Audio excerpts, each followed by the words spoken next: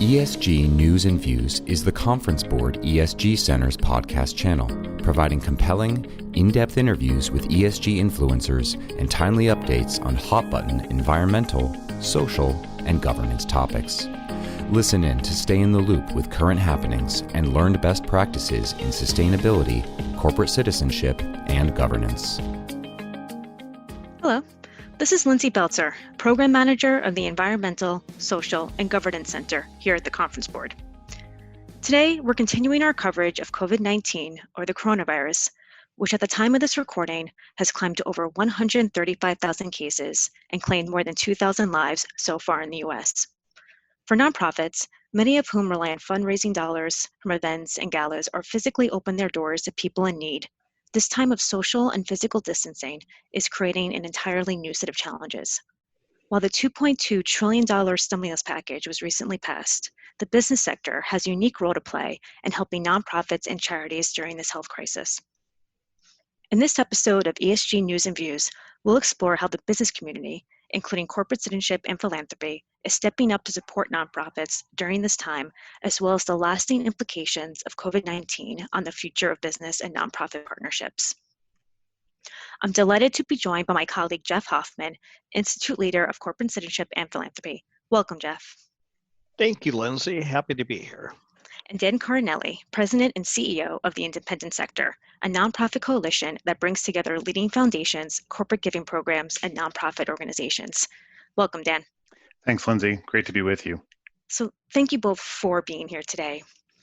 Dan, I'd like to start with you first. First, can you start by telling us about the Independent Sector and the work your organization does? Sure. The Independent Sector is a 40-year-old organization made up of grant-seeking nonprofit organizations, charitable organizations, grant-making charitable organizations or foundations that grant money, including corporate social responsibility organizations, and a handful of kind of consultants or folks that are leaders in the sector. And we have about 450 members, and we are sector spanning, so we care about the health of all of civil society. We do public policy work, so we've done a lot in the last month and a half on all this work with stimulus. We also bring together sector leaders in a non-transactional way so we can get a sense of what's going on across all of civil society. And so Independent Sector, among a number of great organizations, has the responsibility of really working on public policy and the building up of a sense of sectorness so that we can partner with government and business to really drive kind of the common good into the lives of everyday Americans. Great. And I think you have a very interesting vantage point from where you stand. Hearing from leaders from nonprofits across the spectrum of missions, arts and culture, civil rights, healthcare, human services, the list goes on. So what are you hearing from nonprofit leaders right now in terms of their biggest challenges during COVID-19? It's a great question. I have been kind of on the phone for hours, as you can well imagine. We have many, many members who are really cut across the full range of the kinds of organizations that you mentioned. Just as a reminder to the audience, the civil society in the U.S. is a 1.6 million organization-rich civil society. We're kind of the largest in the world, made up of 12 million professional staff and 77 million volunteers. Each year, Americans donate $430 billion, including corporations and philanthropies, but the majority of it is individuals writing checks. And then the way most nonprofits make money in order to do their mission is fee for service, about 52% of all revenues that come in. So it's about $1 trillion a year industry that contributes about 5.5% of the American GDP. So we're integral to the very kind of heart and fabric of the American business life. We're just nonprofits. It's a tax status.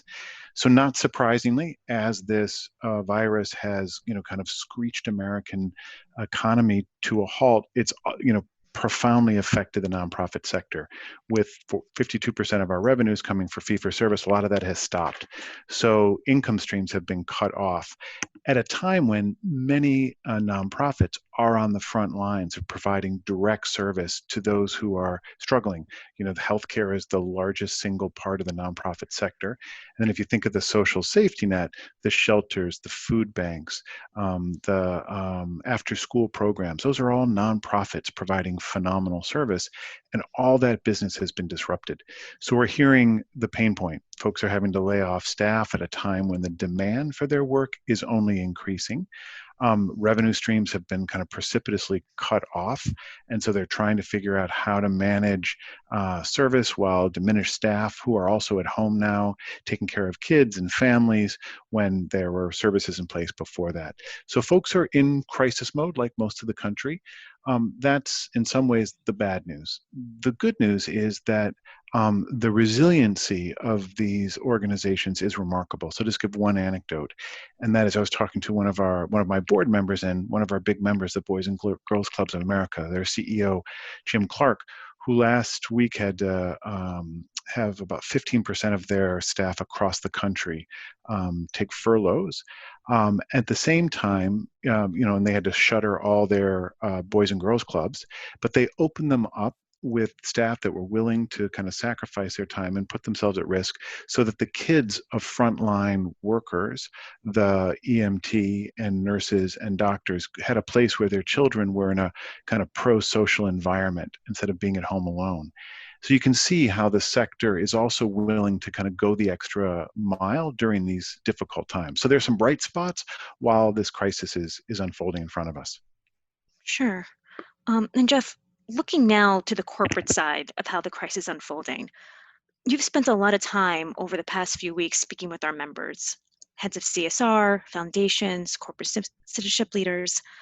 Aside from providing financial assistance, what are some other ways companies are supporting nonprofits and local communities during this time? Yeah, there is so much that companies are doing, and it's really been remarkable to see. A lot of the things that we have seen is changing production. So whether it's a clothing manufacturer that's now making hospital clothing, surgical gowns, the proper footwear that needs, of course, masks that we hear a lot, but how that is, shifting their productions to meet those needs. And those are big companies, but I've seen a lot of small companies too. A distillery that is a local storefront that is normally open and selling their vodkas and gins have now used their services to create hand sanitizers to meet that demand. But how companies can utilize their core competencies, I think, is really critical. We see a lot in the logistics world with how you get certain things that are in one location, oftentimes medical equipment, supplies to another location where it is needed, and doing it very, very fast and pivoting from their normal way of distributing to oftentimes just direct deliveries to those crisis spots. Also to intangible things like intellectual property, patents. We're seeing companies that hold a variety of patents for technology that they know other companies or nonprofits could utilize right now to address the crisis. And they are making that all open source, which is really unheard of because oftentimes the intellectual property is how these companies do make money. And of course, we cannot forget the employees, even though a lot of the employees, obviously, as Dan had mentioned, we're all going through this ourselves as humans and having families and friends. And trying to do our work the best we can, but there's also an outpouring of desire to help, and how employees are stepping up through virtual volunteering has really been quite amazing to see. Have you noticed any trends in particular in terms of employee engagement or on this point of virtual volunteering that is more prevalent now in the wake of the pandemic that you were not seeing before? Yeah, I think one of the things that I'm seeing a lot of right now involves the elderly, those who are encouraged not to go out right now, or they're shut-ins normally. There are organizations such as Meals on Wheels and others that do food delivery that have had to alter the way that they're providing meals, so there is less frequency with those shut-ins, just to ensure there's less of a chance of disease transmission.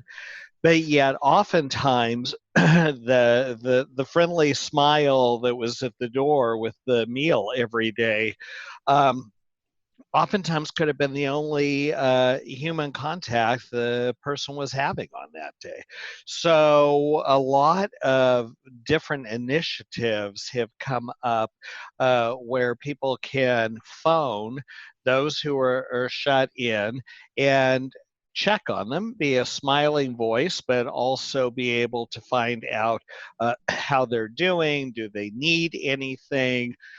Point them in the direction of any particular services, whether picking up groceries, picking up prescriptions, and we're seeing a lot of that ramping up, and there will be a lot more to come as this pandemic extends in length, and also where the hotspots continue to develop in other places around the world.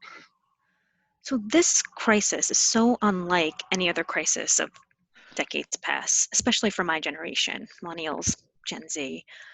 What do you think this crisis is teaching us in terms of the business community, nonprofits, society as a whole, about leadership, resilience, preparedness? You touched on a little bit earlier, but I'm interested in your dual perspectives.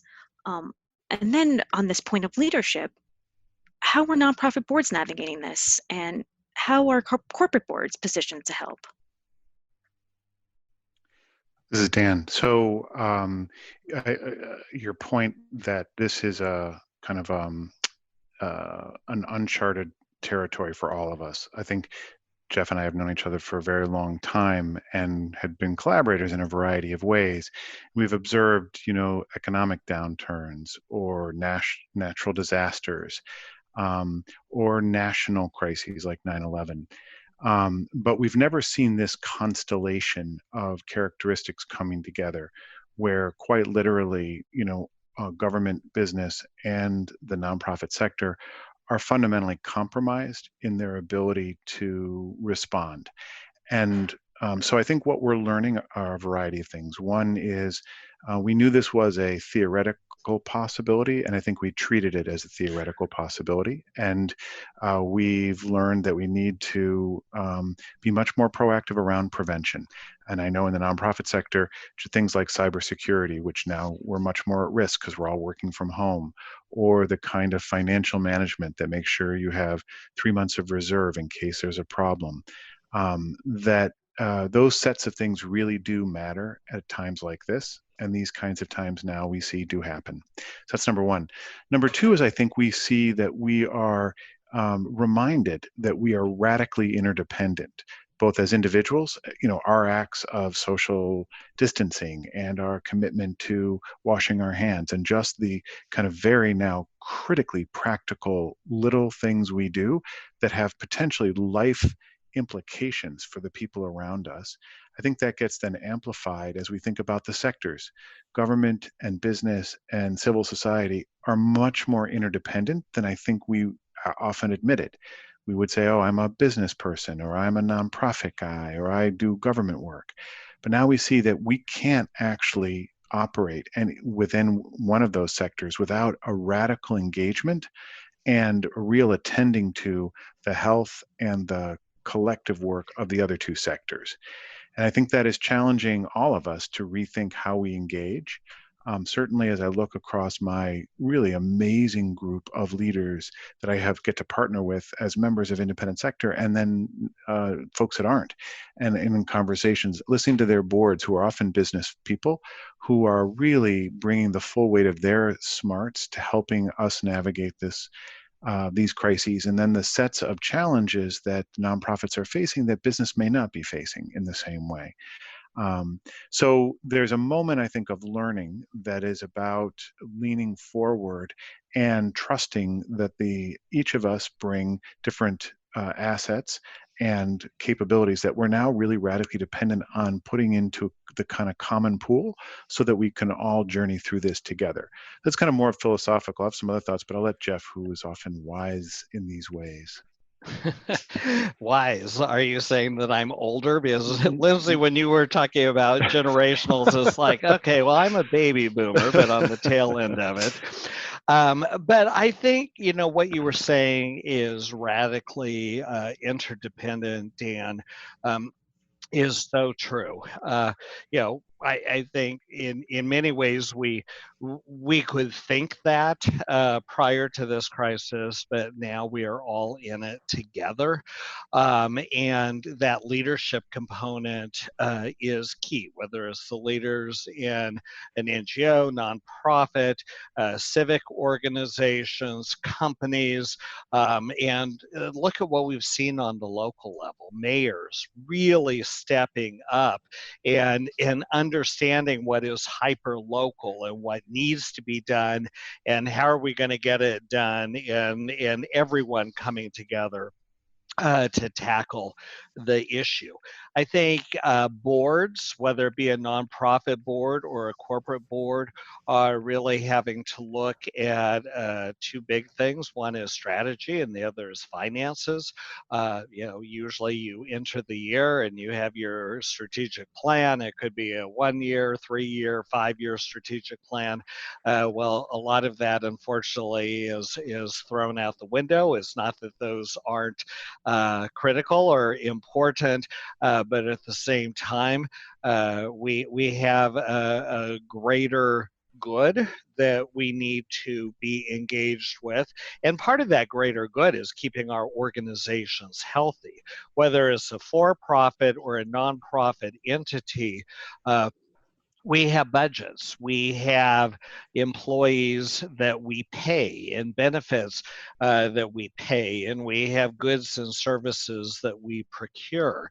And when we look at the economic implications of this, is really daunting at some point. I'm a member of one global board and I'm the treasurer, was working with the CEO over the weekend, and we took the budget for the year and created 4 different scenarios because we don't know. We look at flattening the curve is we all want to happen, but flattening the curve also draws out the situation, which means different things. So I think, boards and C-suite, no matter, again, for-profit, nonprofit, have a lot of things that they're trying to think of right now. How do we keep our doors open? And then in the future, how do we pivot into whatever is a new normal? And I think that's where, from a corporate philanthropy perspective, we're seeing a lot of companies unrestricting their grants.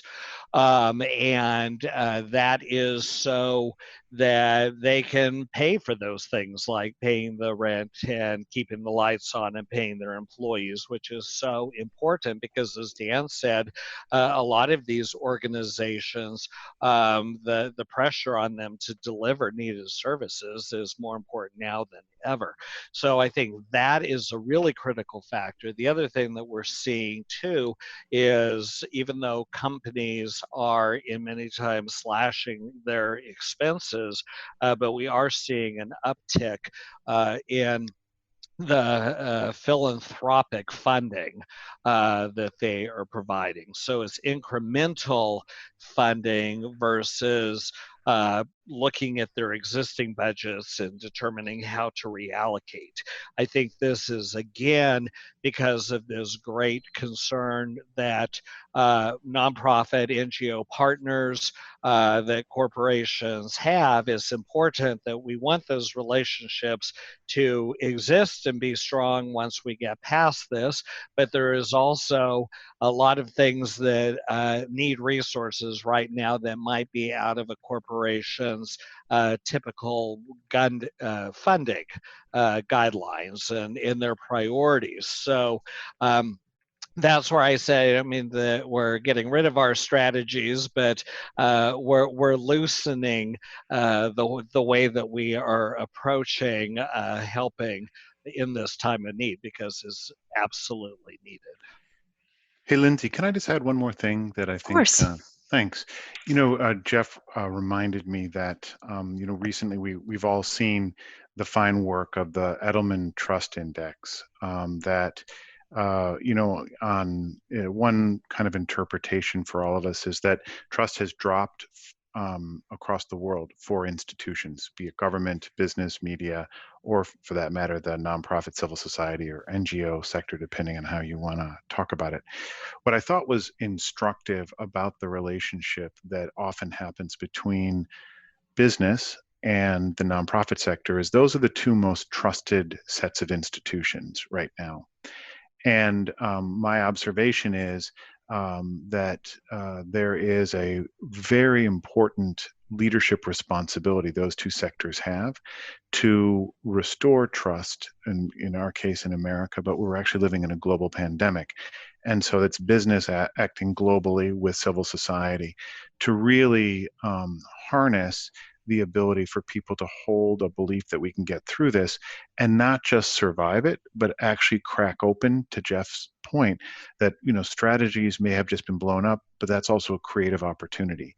And if the general population can now believe that business and nonprofits, particularly working together, are really capable of holding the common good in ways that are sustainable and perhaps even market driven to drive kind of scale and upward mobility, we really have a profound opportunity. And so I think it is precarious, but my observations are much of what Jeff was saying about corporations acting as really good citizens. I was just talking earlier today with the head of Share Our Strength, Tom Nelson, who was saying, they had just received from General Mills a $2 million unrestricted grant to best steward this situation. It was just a deeply thoughtful way for a partner to respond. I've seen AT&T do this and Walmart. So there are just these wonderful actors, and I know Jeff knows lots of them. I get to name them because I see them a lot firsthand, and he's probably more in a position where he can't name them all. But there's just amazing stuff going on that I think is really worth celebrating.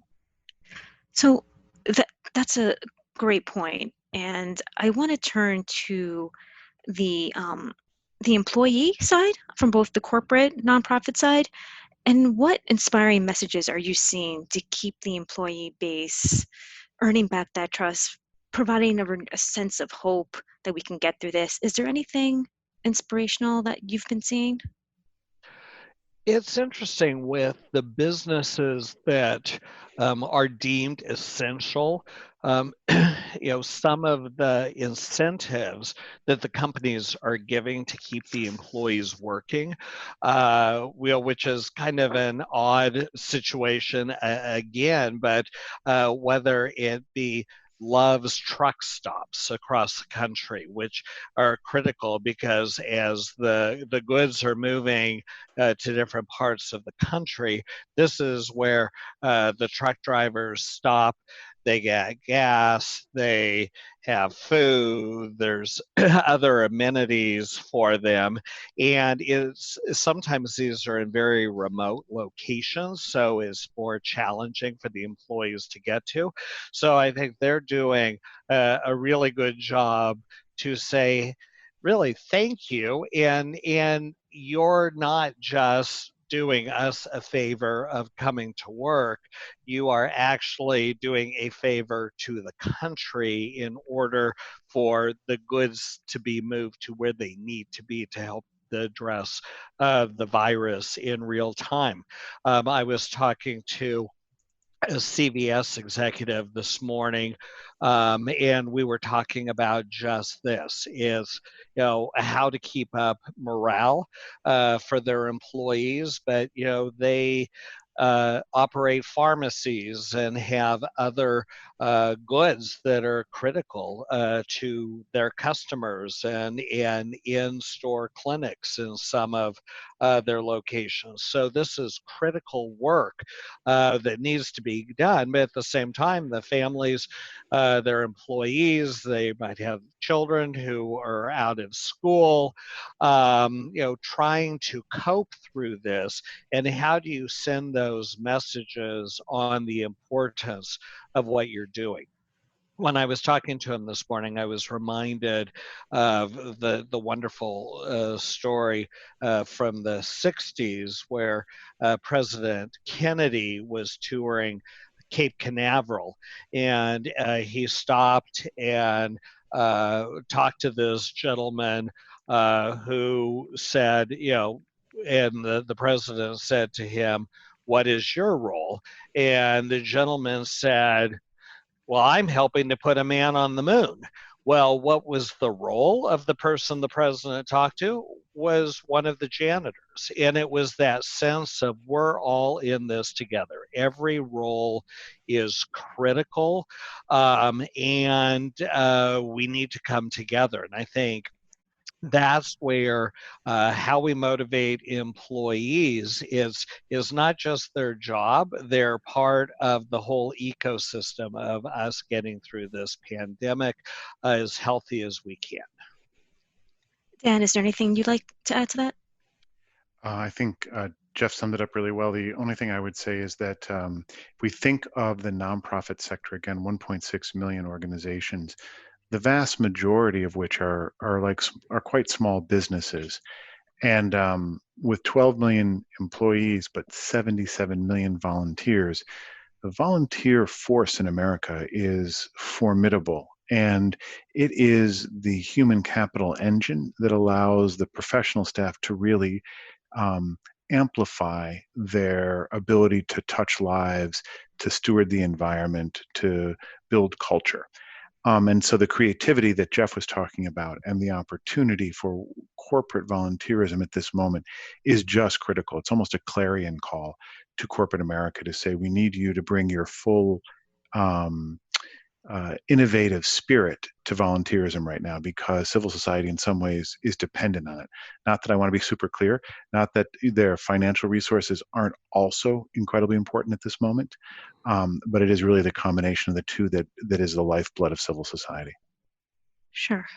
So my last question. So when we eventually get on the other side of COVID-19, what do you think the lasting implications might be in terms of public-private partnerships and corporate and nonprofit collaboration? That's a really good question, Lindsay, and I'm hoping that as we're seeing people coming together around this, we're seeing more collaboration between the different sectors. I would hope that we would continue to see that. We saw that after 9/11, sadly, a lot of that has gone away, but I'm hoping that it comes back this time stronger than it had before, and it will last. I think is critical. I think what we haven't talked about today at this point, but I think is on the minds of a lot of us, is we are 10 years from the year 2030, which is when we want to achieve the UN Sustainable Development Goals with the 17 goals. Actually, there's a couple of them I think that are benefiting from this. In one of the good ways, we're seeing cleaner air in places, but obviously that means that we are also seeing, whether it be health, poverty, or a lot of the other issues are certainly taking a hit. And we were making some good progress along the way. On the goals, but I think we're all going to have to double down, because even though the world is focused on COVID-19 right now, before this came up, we have some really serious things that we as a globe we're tackling, and we need to get back to it. And we also realize that we're going to have a new normal. It's going to take us a while to get out of this. I mean, I think a lot of us think that, or want to think that the virus is going to go away and people will be healthy and out and about, and hopefully that is the case.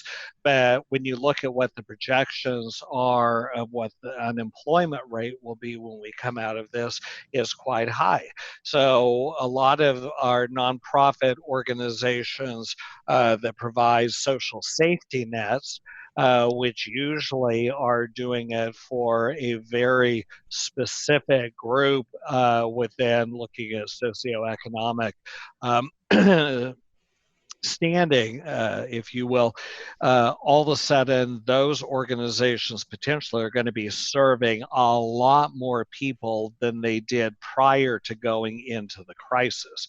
So one of the advice and things we've been talking about from a funding perspective, as well as service providing, is the need is not just going to go away when the virus goes away. It's going to continue, and how do we support that the best we can while the economy is recovering, which will probably take a lot longer to recover than the virus implications. So again, I think Jeff did a beautiful job framing it out. The world is going to be quite different. We hope in some regards. It's painful, but it's unavoidable. One area that I would just want to flag that I think we have learned, I mentioned it earlier on in the podcast, and that was the role of prevention. And I come out of a background having worked with kids and families for about 25 years. And I watched a cycle that I think is symbolic of the way philanthropy and partnerships can often work, which is people want to see, in a sense, a crisis, and that their time or their resources, financial resource, go to solve that crisis. And we know a lot about how to prevent kids and families from being in crisis. And we tend to routinely underfund those things because they aren't sexy, and it's hard to see the implication of keeping a kid healthy. And so one thing I would say is that as we think about moving forward, the kind of work we do is as much about keeping ourselves, our individual lives, our communities, the organizations, for-profit, nonprofit, government, strong and resilient. And I'll just give you one data point that I think is important as we think about how businesses can partner with nonprofits moving forward. We know that really less than 50% of the nonprofits in the US right now have operating reserves of more than 3 months. And really 30% are really facing already liquidity issues. So how we fund nonprofits is a way of thinking about being kind of preventative. If we think moving out of this crisis about being responsive to provide them the resources, financial and human, that they need to get through this crisis, that we then partner with them on their own recovery so they become strong and can recover the revenues that they've lost to put their organizations back on a healthy track, and then build their resiliency, the kind of prevention side of stuff, so they become robust, strong institutions delivering real value to American society and the stewardship of the environment. So I think there are just tremendous opportunities that we need to do in a co-creative way. That one doesn't know, we don't all know one sector has the right answers. I think it is really about working together. And Jeff and his work prior to coming to the conference board was just a great example of that in how he led corporate social responsibility at Disney, just a model. Yeah. Well, I would like to thank you both for your time recording this episode with us today. While we're certainly going through a dark period, I think what we discussed today in terms of the silver lining when it comes to deeper partnerships, companies and nonprofits harnessing the spirit of innovation and creativity, I'm hopeful that there could be positives to come as a result. So thank you again for your time. I want to thank our listeners. Please listen to more podcasts on this channel, ESG News and Views. And for the latest insights and data on COVID-19, I encourage you to visit our dedicated resource hub at conference-board.org. Thank you. This has been ESG News and Views from the Conference Board.